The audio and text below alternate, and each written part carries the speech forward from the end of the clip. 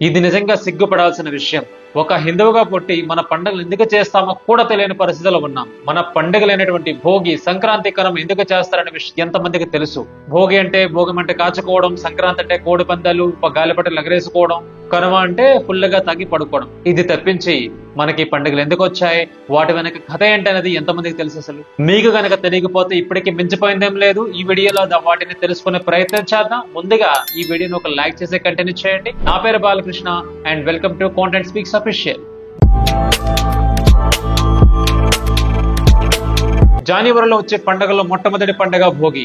ఈ భోగి వెనుక కథ ఏంటో తెలుసుకోవాలంటే, ఒక రోజు బలి చక్రవర్తి అనే రాక్షసరాజు స్వర్గలోకం మీద అదే విధంగా భూలోకం మీద దండెత్తి ఆ ప్రాంతాలను దక్కించుకుంటాడు. అహంకారం కూడా చాలా ఎక్కువ ఇతనికి. అప్పుడు ఆ విష్ణువు వామన అవతారం ధరిస్తాడు. వామన అవతారం ధరించిన తర్వాత ఒక చిన్న పిల్లాడ వేషం వేసుకుని ఆ బలి చక్రవర్తి దగ్గరికి వెళ్తాడు. వెళ్ళాక అప్పుడు నాకు ఉండడానికి ఒక 3 అడుగుల జాగా కావాలని చెప్పి అతన్ని అడుగుతాడు. అలా అడగడంతో ఏమైనా చేయగలడు, అదే విధంగా ఏమైనా ఇవ్వగలడని ఒక అపనమ్మకంతో తన గురువైనటువంటి శుక్రాచార్యుని మాట కూడా లెక్క పెట్టకుండా సరే అని చెప్పి వరమిస్తాడు ఆ పిల్లాడికి. అప్పుడు ఆ పిల్లవాడు భూమి, గగనం, ఆకాశం చుట్టూ నిలిచేంత విశ్వరూపం చేసుకొని ఆ వామనుడు మొదటి అడుగున భూలోకం పైన, 2వ అడుగు స్వర్గలోకం పైన పెడతాడు. ఇక 3వ అడుగు కొలవడానికి స్థలం లేకపోవడంతో అక్కడ ఉన్న బలిచక్రవర్తి తన శిరస్సు అప్పగిస్తాడు. దీనితో ఆ వామనుడి 3వ అడుగు ఆ బలిచక్రవర్తి శిరస్సుపై తొక్కి పాతాళానికి పడేస్తాడు. ఇదొక్కటే కాదు, ఇలాంటి మరిన్ని కథలు ఈ భోగి వెనక దాక్కుని ఉన్నాయి. ఇంకోటి ఏంటంటే, నరసింహ అవతారం ఎత్తి హిరణ్యకశిపుని వధించడం కూడా మరో కథ ఈ భోగి వెనక దాక్కుంది. ఇలా ఎన్ని కథలున్నా వాటి వెనక ఉన్న అంతరార్థం ఒకటే. చెడుని పారద్రోలి ఆనందంగా భోగం అనుభవించడమే ఈ భోగి పండుగ ముఖ్య ఉద్దేశం. అంటే మీరు ఆనందంగా దేనిని మనం పొందుతామో, అదేవిధంగా దేని వల్ల మనం ఆనందంగా ఉంటున్నామో అదే మనకి సుఖం లాంటిది, అదే భోగం, అదే భోగి. ఇక సైంటిఫిక్ గా మాట్లాడుకుంటే, సూర్యుడు దక్షిణాయన కాలంలో భూమికి దూరంగా ఉండడంతో టెంపరేచర్ అనేది బాగా పడిపోయి విపరీతమైన చలి వస్తుంది. దీనితో ఆ చలిని తట్టుకునేందుకు భోగిమంట వేస్తారని చెప్తారు. ఈ రోజున భోగి మంటల్లో రావి, మామిడి, మేడి, కలపతో పాటు ఆవు నెయ్యి భోగి మంటల్లో వేస్తారు. ఆవు నెయ్యి, ఆవు పిడకలు ఆ భోగి మంటల్లో వేయడం వల్ల ఒక శక్తివంతమైన గాలి అనేది విడుదలవుతుంది. అదేవిధంగా పాత బట్టలు వదిలి కొత్త బట్టలు వేసుకుంటారు. చిన్నారులకైతే వారి తల మీద భోగి పూలు, భోగి పళ్ళు, అదేవిధంగా శనగలు వేసి స్నానం చేయిస్తారు. ఇదే రోజున సాయంత్రం బొమ్మల కొలువు కూడా నిర్వహిస్తారు. ఈ 3 రోజుల పండుగలు నెక్స్ట్ వచ్చేది సంక్రాంతి. దీని వెనక ఉన్న కథ ఏంటంటే, సూర్య భగవానుడు సంజ్ఞ అనే ఆమెను పెళ్లి చేసుకుంటాడు. అయితే ఆ సూర్యుడి నుంచి వచ్చే భగభగమైన వేడికి ఆమె తట్టుకోలేకపోతుంది. దానితో ఆమెలాగే ఉన్న మరొక ఛాయను తయారు చేసి అక్కడ పెట్టి ఆమె తపస్సుకు వెళ్ళిపోతుంది. అయితే ఈ విషయం తెలియక సూర్యుడు ఆ ఛాయతో సంసారం చేస్తాడు. సంసారం చేసిన తర్వాత ఇలా పుట్టినవాడే శనీశ్వరుడు. అయితే ఇంతకు ముందు సూర్యుడికి సంజ్ఞకి పుట్టిన పిల్లలు అక్కడే ఉంటారు. అదేవిధంగా ఛాయ కూడా ఉంటుంది. ఆ పిల్లలు తన పిల్లలే కాదని ఛాయకి తెలుసు కాబట్టి ఆ పిల్లల్ని పెద్దగా పట్టించుకోదు. అదే విధంగా వాళ్ళని చిత్రహింసలు చేస్తూ ఉంటుంది. ఈ విషయాన్ని ప్రతిరోజు సూర్యుడు గమనిస్తూ ఉంటాడు. అయితే ఒక రోజున సూర్యుడికి అనుమానం వస్తుంది.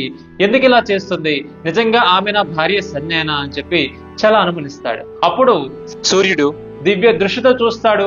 అక్కడ ఉన్నది సంజ్ఞ కాదు, ఛాయ అని చెప్పి ఆ సంజ్ఞ మాత్రం తపస్సులో ఉందని తెలుసుకుంటాడు. దీనివల్ల ఛాయకు పుట్టిన సంతానమైనటువంటి శనీశ్వరుడిని సూర్యుడు పెద్దగా పట్టించుకోడు. అలా సూర్యుడికి శనీశ్వరుడి పట్ల కఠిన భావం ఉండడం వల్ల వీళ్ళిద్దరూ దూరంగానే ఉంటారు. అయితే ఎప్పుడైతే సూర్యుడు శనిగ్రహం అయినటువంటి మకర రాశులకు ప్రవేశిస్తాడో అప్పుడు తండ్రి కొడుకుల మధ్య బంధం అనేది చాలా గట్టిగా బలపడుతుంది. ఆ దినమున తండ్రి కొడుకుల కలయికతో శుభం చేకూరుంది కాబట్టి అదే రోజున మనం సంక్రాంతి జరుపుకుంటాం.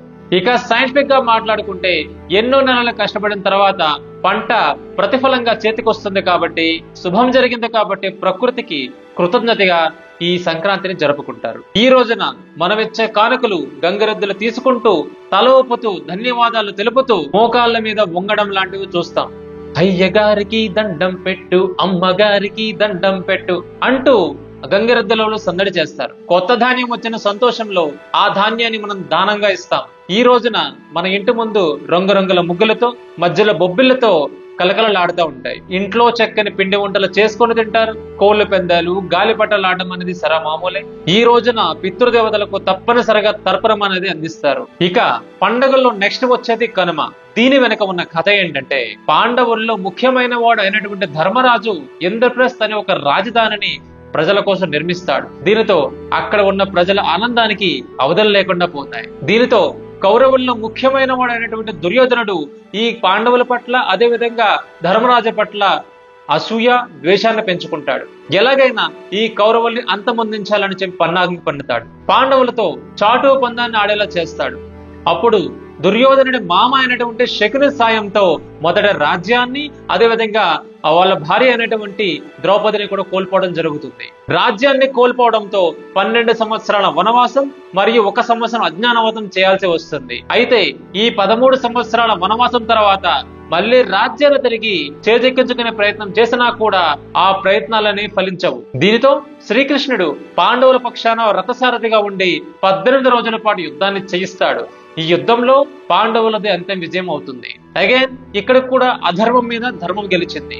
ఈ రోజున పశువులను పూజించడం ఆనవాయితీ. ఎందుకంటే పాండవుల విజయం తర్వాత మళ్ళీ రాజ్యాన్ని పునరుద్ధరించే క్రమంలో పశువుల పాత్ర ఎంత అవసరమైందంట అప్పుడు. దీనితో ఆ పశువులకి కృతజ్ఞతగా పూజించడం అనేది ఈ కనుమ. అయితే మన చేతికి పంట రావడానికి కూడా పశువుల పాత్ర ఎంతో ఉంది కాబట్టి ఆ పశువులకి కృతజ్ఞతగా మనం ఈ పండుగని కనుమని జరుపుకుంటాం. అయితే మనం ఏం చేస్తున్నామంటే ఈ పశువుల్ని ప్రేమించడం, కృతజ్ఞత భావన పక్కన పెట్టండి. మనం ఏం చేస్తున్నాం, చక్కగా వధించుకొని తినేస్తున్నాం. అదేవిధంగా ఈ రోజున మినుములు కూడా తినమని చెప్తారు. ఎందుకంటే ఈ మినుములు తినడం వల్ల శరీరానికి కావలసిన వేడి లభిస్తుంది. దీనివల్ల చలి నుంచి మనకు ఉపశమనం లభిస్తుందని చెప్పి పెద్దలు అంటారు. ఈ స్క్రిప్ట్ అని రాసుకునేటప్పుడు చాలా భావోద్వేగానికి లోనవలసి వచ్చింది. ఎందుకంటే సంక్రాంతి అనేది ప్రతి ఒక్కరి ఎమోషన్. బయట స్టేట్ లో ఉండి సంక్రాంతి గురించి తలుచుకున్నప్పుడు గుండె మొత్తం బరువెక్కిపోతుంది. అయితే సంతోషించాల్సిన విషయం ఏంటంటే, ఈ సంక్రాంతి వచ్చిందంటే సిటీ మొత్తం ఖాళీ అయిపోయి ఎవరి వాళ్ళు వాళ్ళ సొంతూరులోకి వెళ్ళి హ్యాపీగా కుటుంబంతో గడుపుకుంటారు. మన కల్చర్ వెనక కథ ఏంటనేది తెలియకపోయినా మన కల్చర్ మీద ఒక ప్రేమ, గౌరవం చూసారా, అది నిజంగా ఆనందాన్ని ఇస్తుంది.